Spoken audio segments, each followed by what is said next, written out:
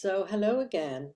So looking at from survival to choice in this video, and choice emerges when the nervous system is no longer dominated by threat. And that's mostly what we've been talking about in this playlist has been not necessarily threat from out there, but perceived threat from in here that we are conjuring up in our own mind.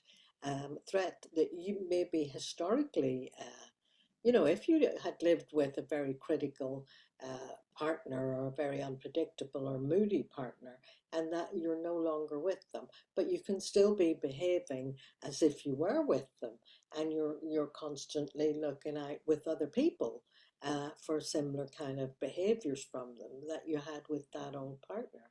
So choice emerges when the nervous system is no longer dominated by threat. It doesn't mean danger never appears, but you have the capacity to pause, to feel, and respond with some discernment. Am I under threat here? Actually, no, there is no threat, but I am imagining threat and start to notice that and witness that and gradually start to move from survival to self. It's not a leap, it's a series of small steps for people, for some people, and it may be that for you.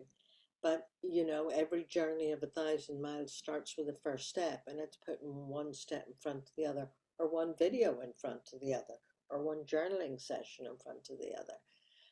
So it's about embodying a sense of agency, of hold on a minute, I am the captain of my ship, until you can actually feel that, know that, feel the strength of it. And by doing these daily exercises, you will gradually build up that sense of agency. So your first question is, where do you react automatically rather than choose consciously? Where do you just go along with things, just fit in with decisions when somebody says, shall we do this or that? And you say, oh, whatever you like. I was like that a lot as a young woman. And then, of course, I'd be fed up because often things didn't turn out how I wanted them to. But I didn't say, well, here's what I would like, or here's what my preference is. It's good to be agreeable, but not over agreeable to the point where you don't ever stop to consider what your preference is. And what helps you to pause before responding.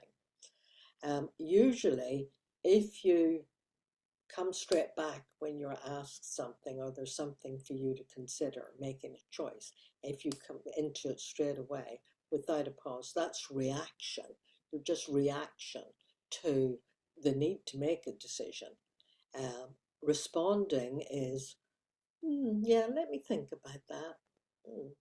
And actually doing your journaling, you're creating a pause and you're posing a question to yourself. And so look at what helps you and what helps you to pause before responding. Well, getting used to doing this kind of self-inquiry with the journaling um, kind of gets your system used to pausing and reflecting and considering, where do I stand with that? So the third question here is, what would a self-led decision look like in your life right now? I'm going to repeat that. What would a self-led decision look like in your life right now, without stopping to think, oh, well, what would he like? What would she like? What would I like?